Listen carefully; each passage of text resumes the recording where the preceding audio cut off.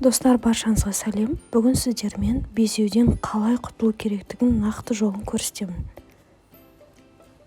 Ең бірінші және ең қажет дүние ол бізге аспирин қажет. Аспирин 2 таблеткасын жақсылап езіп аламыз. Одан кейін минералды су құямыз. Осы екеуін жақсылап араластырамыз бір масса болғанға дейін. Одан кейін бетіңізді жуып, тазалап алғаннан кейін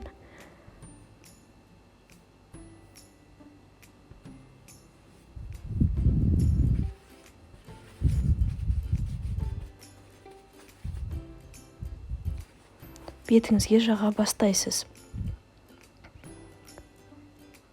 Бетіңізде безеу бар жерге көбірек көңіл бөлесіз.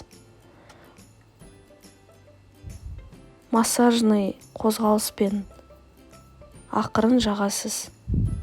Қатты үйкелуге де болмайды. Достар, маған подписка жасап, лайк қойды ұмытпаңыздар. Бетімді жуып тастадым. Эффект сразу байқалады.